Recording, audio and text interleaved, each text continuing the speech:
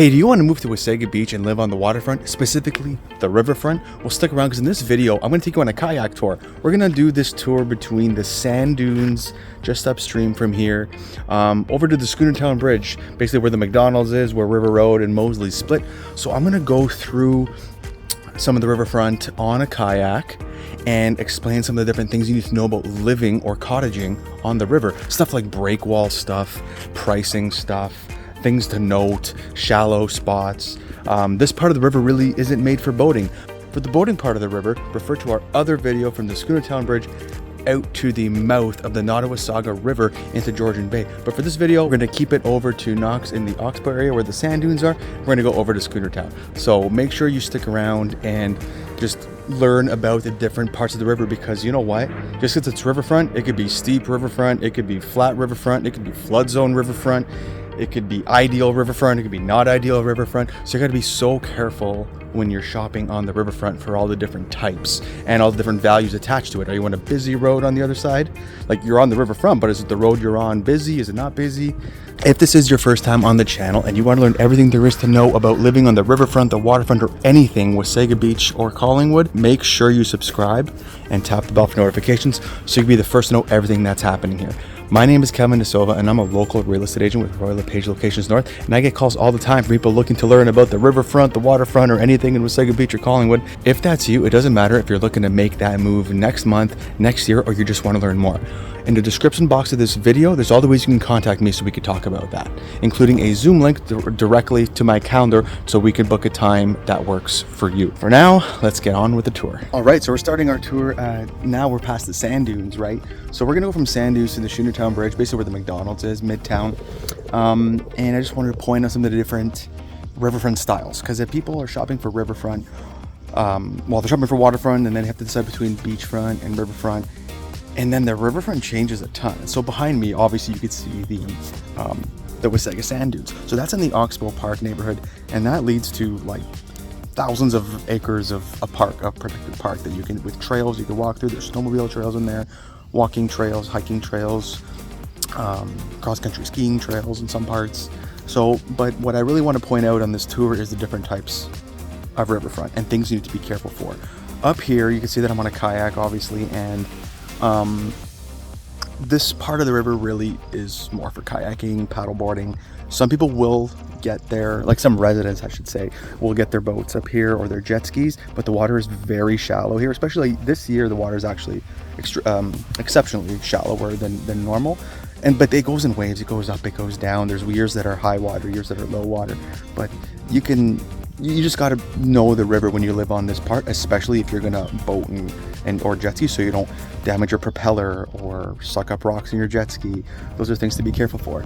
On another note though, you can see some of these people's backyards over here, how steep and how many stairs there are to come down to use the riverfront. You can see some of the different breakwalls back there. You see a steel breakwall, which, as far as I know, you can't even really do anymore.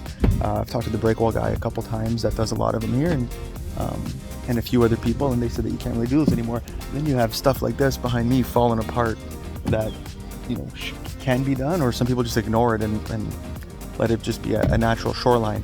Now, as water goes up and down, they might lose some of their shoreline though. So that's just something to be careful for. And then on this side, this would be Knox on this side. This is pretty treed over here, but you'll see some houses just as I work my way down. Behind me, that's Woodland Drive, part of the Oxbow neighborhood, and part of it is Woodland or Oakley or Oxbow Park Drive. That makes up this side of the riverfront. So I'll just explain it as we go down the river, some of the different things to watch out for as I see them and point them out. So still just making our way down Woodland on the river part, you can see how many stairs there are. There's got to be 50 to 80 steps on some of those. So not ideal for everybody, but there is a price point attached to that, right? Look at that, I'm hitting bottom. I got to drift it to the shoreline on the other side. Push myself back out.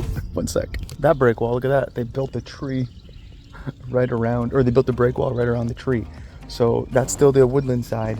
And behind me now, you're going to start seeing Knox again around the loop, around the other side of the sand dunes, because Knox goes out and there's water on both sides, river on both sides. And then part of it is also Stroud. So A lot of this section actually on the opposite side of Oxbow now is in that R1F flood zone still, right? So there's parts where it switches. You have to really look at that map and know where that flood zone is. Again, not to totally scare you off, but just to be aware of it. Again, more for insurance and mortgages and stuff like that.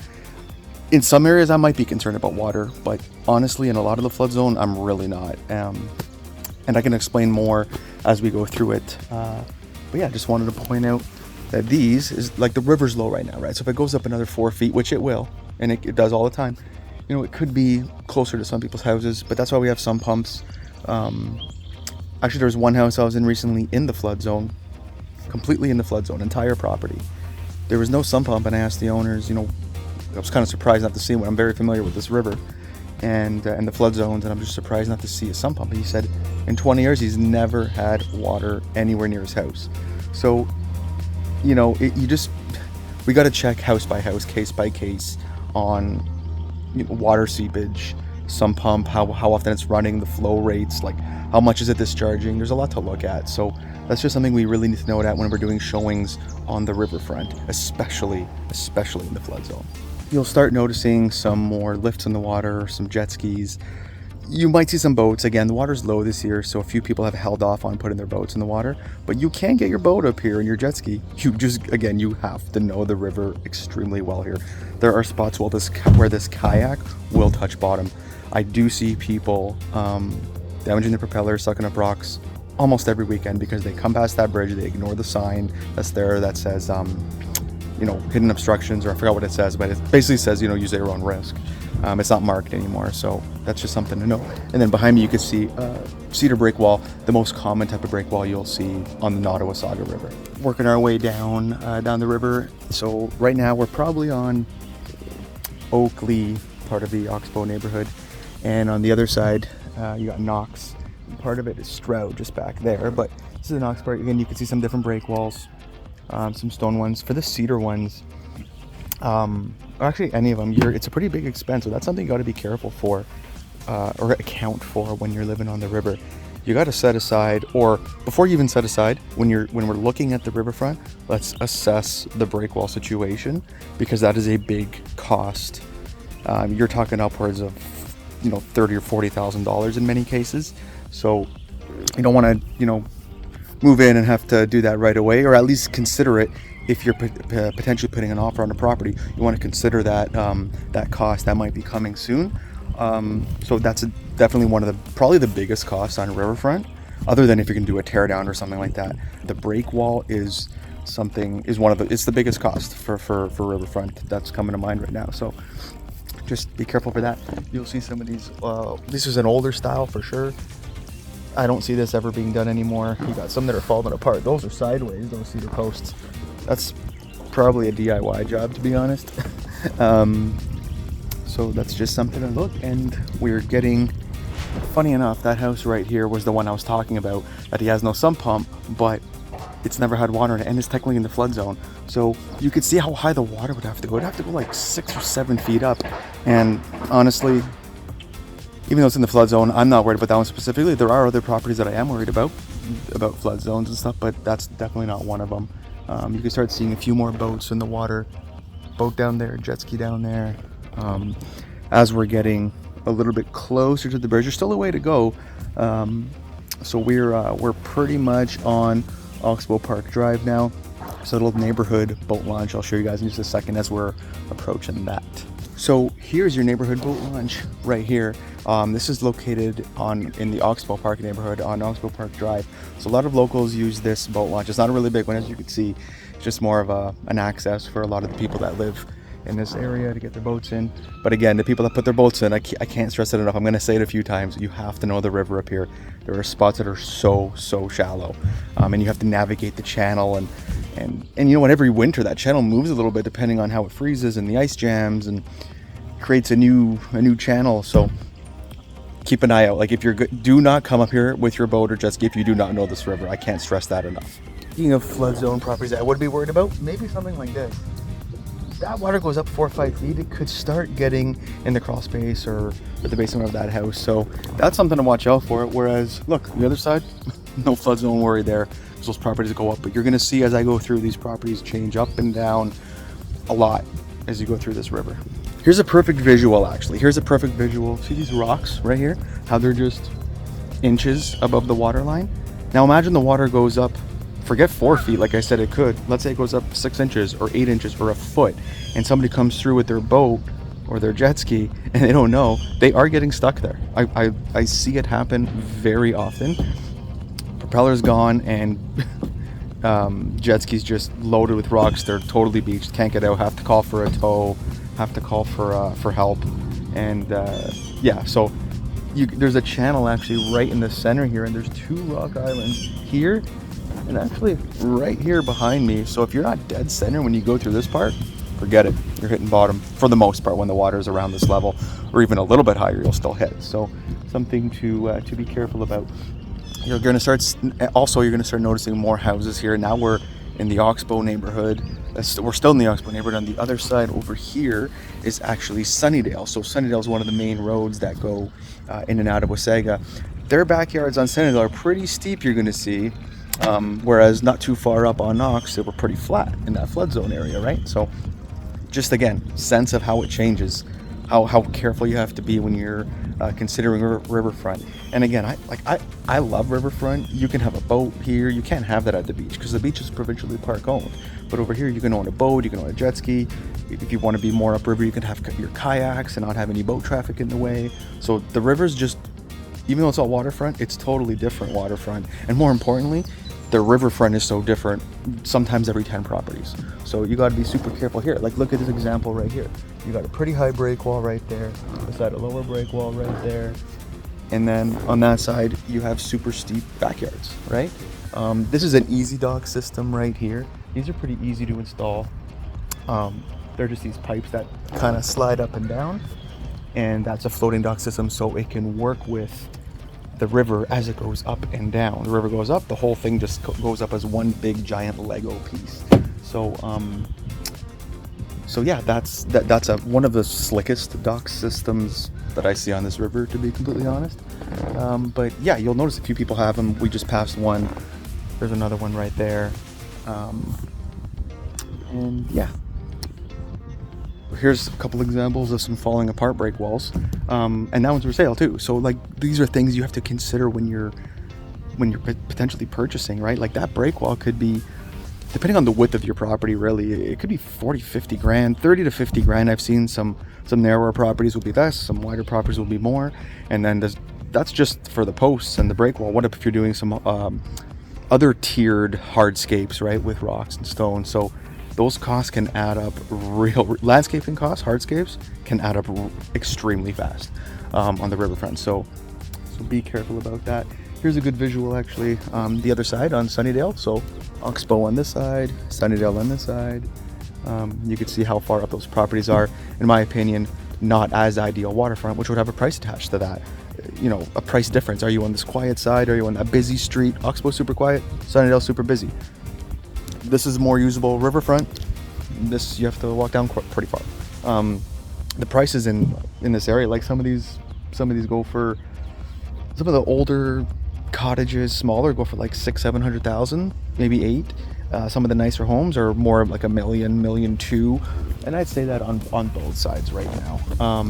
Like that one that's for sale right there, I think currently they're asking mid-7s. We're not sure where that's going to end up, but that gives you an idea of current pricing on the Nottawasaga River here. You'll see these plaques on some of these break walls, these little black plaques. That's the business, Complete Break Wall Services. That's Complete Break Wall Services, and they're kind of the main guys that do all the break walls on the riverfront. You'll see their signs very often. Super important thing I want to point out about riverfront living versus beachfront. It's so protected over here, so it never gets windy. It has that northwest wind coming from Blue Mountain on the beach. It's always just windier and a little cooler. Like, I always notice like a 4-degree difference even on like light breeze days on Georgian Bay and Wasaga Beach. I still notice like a 4 to 6 degree difference to here on the river, where it's just a little warmer, a little more protected from all these trees and stuff like that. And hey, we can all use 4 to 6 degrees warmer in the summer when it's 24. I'm 29 all day. I'll take that. Some people can't. It's too cold for them or too hot for them. But that's my kind of temperature. So Yeah, that's why I prefer the river, but there's definitely pros and cons to both, which we go over in these videos all the time. We'll talk about pros and cons. You'll see some houses over here where there's only like 4 steps to go into the house. This is still part of that flood zone on Oxbow. Again, both sides of the road, but people live here year round. So I just want to, it's not the biggest deal. Just we have to proceed with some caution on some of those. Make sure we have some conditions to check with your insurance companies and your mortgage providers and stuff like that. So yeah, definitely want to scare you off. Just we got to make sure we have those conditions to protect you as we're shopping Riverfront. Speaking of expensive break wall work, I mean, their break wall is not being done right now, but it looks fairly not too old. But you see, there's a machine there moving some big stone around, so they're doing a tiered kind of walkway down to the river. So that stuff on top of the break wall maintenance that you might want to consider if that's important to you. And their beautiful home on the riverfront. This is still part of Oxbow, so just up ahead there you'll see kind of a Canada flag, and that house right after, I believe it's that house or the next one, that's basically where the flood zone is no longer in effect. So the land, the contour of the land changes up. You'll start seeing the houses start looking a little higher up, and you're no longer in the flood zone. So yeah, but you would never know without looking at a map or doing due diligence or looking at a development, the zoning maps, right? So it's really easy. Just go on Google, type in something like Wasaga zoning map. It's public. It's not like it's just for realtors. So you can even do your own due diligence sometimes and check, but we'll do that for you again. So I just want to point out how important it is because of how many situations I've seen where people didn't check. All right, so this is a good visual here. A few just behind me, you'll see like the lower laying properties, and then you'll start seeing right here as you get out of the flood zone how much taller the properties are out of the water, which obviously you're not in the flood zone anymore. But another thing that I wanted to point out is how important this street is right here. So we got Oxbow over there, and right here is 32nd Street. And the reason the 32nd Street is so cool is because it's the only street that you can live on the river and still walk to the beach. So this street right here, 32nd, it kind of like comes out in the river, and it's basically both sides of 32nd are on the riverfront. So yeah, you can live on the riverfront, and then you're probably a 10-minute actual walk to the beach, and there's a traffic light there so you can get through the traffic. So I always found that really cool about 32nd Street. That's only unique and specific to 32nd Street. There's no other street that you can live on the river and go to the beach. Maybe Sunnydale River Drive, or some on Sunnydale, like some houses on Sunnydale, but the whole street on 32nd is pretty unique to that, right? You're on a quiet part, the other side is Oxbow. I say quiet and then the dogs start barking at me. But yeah, so that's a pretty cool spot, and again, very unique to 32nd Street. This is a really nice house, and they got a cool tiki boat. Again, just another lot of nice homes on the river. Homes, some of these can go for, upper 1 millions, smaller ones, 700, 800, 800, 900, but you can definitely be up in the $1.5 million pretty easy when you got some of these nice homes, and depending on their landscape work in the backyard, of course, right? All right, something I want to point out, we're smack in the middle of the river. This is 32nd Street behind me. If I put my paddle in the river,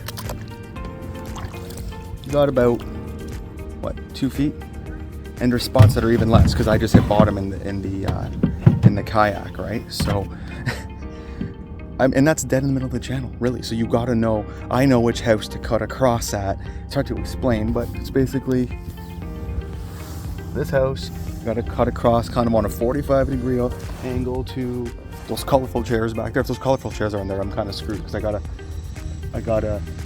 know. Actually, I haven't done it yet this year in the boat, so I gotta refresh my memory and actually go for a walk in this section of the river.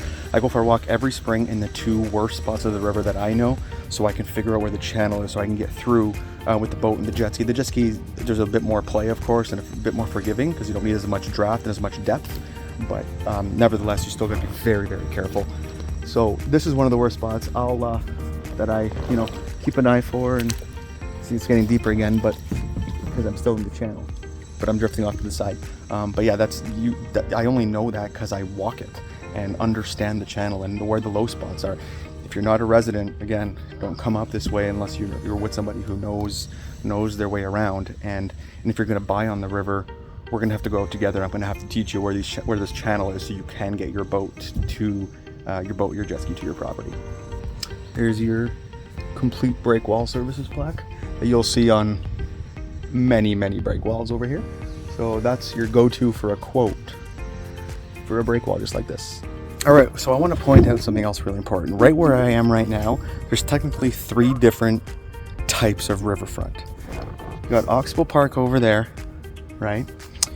You have a stream that kind of, it's like it jogs off from the river, and that's kind of an island over there. It is an island, and those homes actually back onto that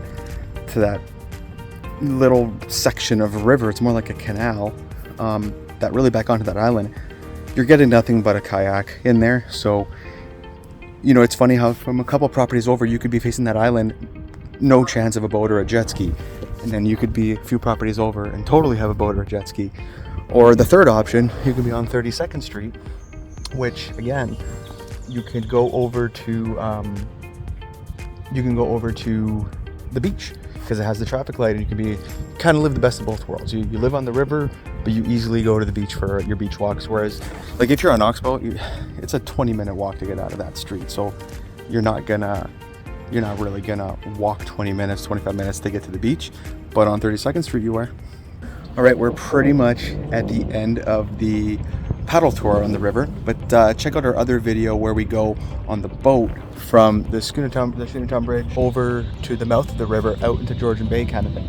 So, but this is the end here. A lot of the tours when you go paddle boarding, a lot of them just end right there, and there's a park over there where you can park your car and get your kayak out, your canoe out. Free Spirit Tours operates rentals out of there if you just want to rent this and try it out before you even decide to purchase or buy a cottage on the river. Maybe you just want to go for a nice peaceful ride down the river. I know it is a little bit quieter here because now we're approaching River Road in Moseley, where it's the busy part there. But yeah, this is a good spot. This is something we should do if you're considering living on the river, whether it's on a boat or on a jet ski or on a kayak. Yeah, do the riverfront, and then of course our office is right there. So we can always go in there and talk even more about the real estate stuff and specifics about what you're looking for on the river. But yeah, that's all I got for the tour today. I'm gonna take the kayak out. I hope you enjoyed that. There's more I could have talked about, but I was trying to pack a lot in between the sand dunes and the bridge. But don't worry, there is more on our other videos touring the rest of the river out to the mouth. Then don't forget to subscribe, tap the bell for notifications so you can get those videos too, and have a look at those, because maybe that side of the bridge, those boats are parked at the marina, maybe you want to be on that side, maybe you don't want to be on this side. Everybody's different, right? So till then, I am looking forward to helping you make a smooth move to the riverfront in Wasaga Beach.